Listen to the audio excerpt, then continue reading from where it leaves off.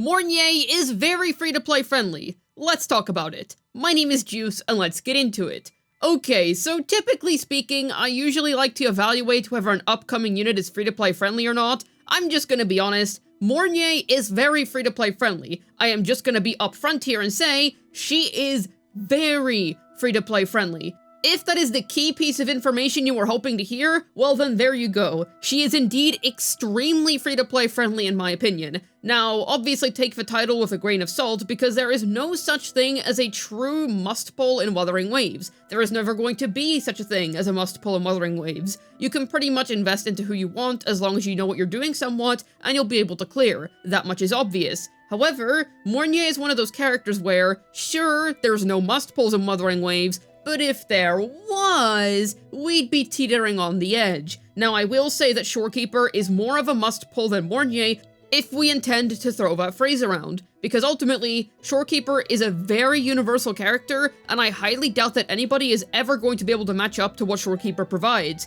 But with that being said, Mornye is definitely going to be an excellent pickup for free-to-plays, and while she does appear to be more centered towards Toon Break teams, and she is likely going to be Toon Break investment, I do believe that even though she is likely primarily going to be used within Toon Break teams, she is still going to be a universally excellent pull in general, and if you're a free-to-play, Mornye is going to be an excellent addition to your account. There's a couple of reasons for this. One of them being that it's highly likely that Mornye herself is just going to be a very budget-friendly unit. Characters like Verena and Shorekeeper just don't really require all that much investment. Now, I will say, that is not to say that Mornye may not end up having good sequences. I do expect them to be good, because Shorekeeper's own sequences are good, especially her S2. But Shorekeeper's own weapon is extremely skippable, and while her sequences are good, in order to access how insanely broken Shorekeeper is, S0 is genuinely all you need. So, with that in mind, I wouldn't really worry about having to invest that much into Mornye in order to have her perform well. I genuinely don't think that's going to be a concern for you.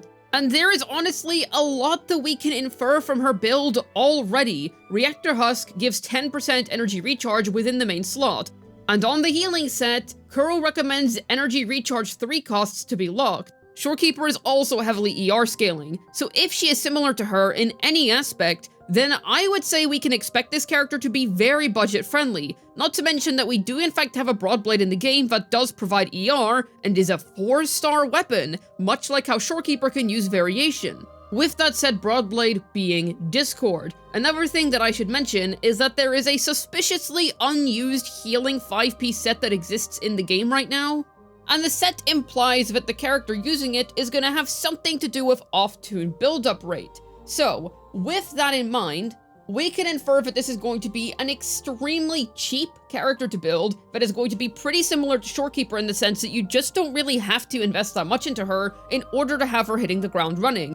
Plus, Kuro Games has subtly hinted at the fact that Mornye is going to be a universal support. If you take a look at the news that they posted in regards to the brand new endgame mode that released recently, there is an image of Mornye with 2 energy bolts next to her. Not even Chisa has this, who is a 3rd slot teammate as well. Only the really universal ones, like Verena and Shorekeeper, have this. So, this infers that Mornye is going to have value in plenty of teams in general. Sure, the image could be subject to change, but at least as of now, it is official.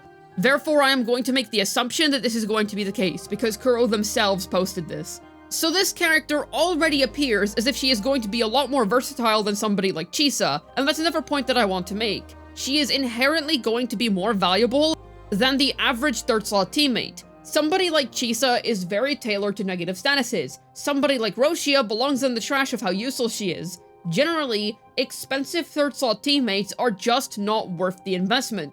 They are super duper niche, and they rarely ever provide enough value to justify their cost. Roshia is the most egregious example of this, because she's generally used as a 3rd slot teammate in Falova teams these days, because in Camellia teams, she was outclassed as a 2nd slot teammate from the moment that she released, because Sanhua exists. And Chisa's not even a bad character, it's just that she really can't justify her cost. Sure, she is an upscale in Cardathea teams, but just not really a big enough one to justify being pulled. And ultimately, if she does end up getting better later down the line, Kuro Games is just going to rerun her when she becomes relevant again, so ultimately a character that just isn't really worth all that much. And this generally tends to repeat itself with third slot teammates. They either tend to be niche, but at least they're cheap, like for example Air Rover and Cardathea teams, or Spectra Rover and Zani teams, because yes, even if you have Phoebe, you can still very much use Spectra Rover, as he is a pretty good third slot teammate in Zani teams. Not as a second slot. If you have Phoebe, you are using Phoebe in the second slot, but as a third slot, Spectra Rover is pretty good. Or they end up being 5 stars that are always just kind of underwhelming because they can never really justify their existence, and even if they are a slight upgrade, it's basically just never enough, and Kuro seems to generally always repeat themselves with this. Third slot teammates always end up being a premium investment. So generally speaking, it's just a lot more worthwhile to use generalists over getting these more specific characters. Now obviously I understand that some people are going to be pulling these niche characters simply because they are interested in the unit themselves, in which, okay, fair enough. However, for the most part, at least from a meta perspective, these characters are basically not worth it. And in the middle tower, you want 2 good third slot teammates. Generally, for side towers, you can get away with using something a little bit worse, but for middle tower, you do want good third slots. And in Whimpering Wastes, same deal, you want at least 2 good third slot teammates, and in the new endgame mode, pulling for Mornye, if you care about score maxing, is going to provide you with another universal support to use. So even if you do end up pulling a Toon Break DPS in the future, as I do expect Kuro to eventually make one, you're still going to have another use of her for a different team within that endgame. So all around, she is going to be able to fulfill that second good universal third slot teammate that is going to be usable for basically every team. I do expect her to have specialty within Toon Break. This would not surprise me in the slightest, but I do think that even if she does end up being a little bit worse than Shorekeeper, or maybe the same level, we don't know yet, but if she does end up being around that level, if not a bit worse or a bit better, we'll have to see. I kinda doubt a bit better, because Shorekeeper's just kinda that woman, but you get the point. Then this character ends up being insanely valuable for a free-to-play with more limited resources, because when you have more limited resources, you would ideally want to go for the generalists that are really powerful, because the thing with Wuthering Waves is that generalists are so much rarer. Because there are 3 team slots, generally characters are made with much more specific synergies in mind. I don't necessarily mean negative status, that is the worst case of this. I more so mean general niches, like how Yuno is good for heavy attack characters, something along those lines, or how Lupa is a really good fusion support.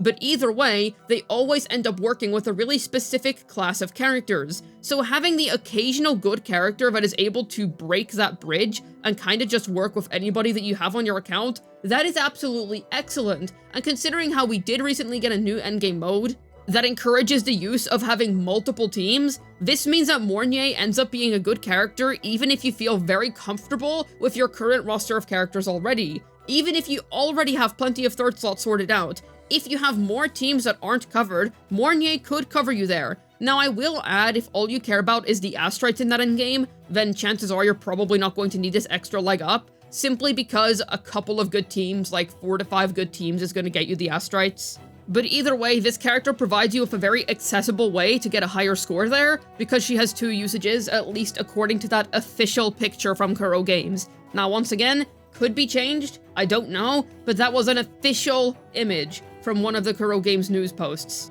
specifically regarding the brand new endgame. I'll leave the link in the description if you want to go check it out for yourself. But in any case, I do believe that if you're a free-to-play, this unit is just going to have boatloads of value for you. Going into the future, I believe that she is going to be, at the very least, an upgrade over Verena, and is going to save you Astrites on pulling for more specific third slots. Because a character that is almost as good as Shorekeeper is still a really good character. I'm never going to expect them to make somebody as good as Shorekeeper, but even someone that is a little bit as good as Shorekeeper, now that's something alright. Because Verena, I would say, is nowhere near as good as Shorekeeper, but she's still a fantastic character in terms of meta value.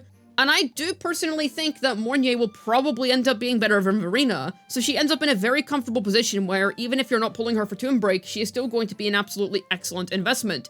Especially if you're big on fusion teams, because she is a fusion character, so I would say the synergies of characters like Lupa and Brent Wuthering Waves and such can naturally be inferred. And if you pulled Linny because she is a very free-to-play friendly character as well, and you're intending to get Mornye, well then congratulations, because I personally expect those two to form a very strong team core. Now, obviously, we're going to have to wait for Mornye's official release to see if that's going to be the case, but I do believe that's going to be the case. I was just talking about Mornye on her own throughout this entire video, but I believe with Linny, oh, does the deal only get sweeter. It genuinely only gets better. So, with all that in mind, I cannot recommend this character enough, and obviously if you're investing into future Tomb Break characters, I believe Mornye is going to be very good, but I was mostly focusing on how budget-friendly the character was this video, and generally just getting her on her own, regardless of whatever your future plans are, is going to be a very good investment for you. She is budget-friendly, she is likely to be very powerful, and I think she is all around going to give you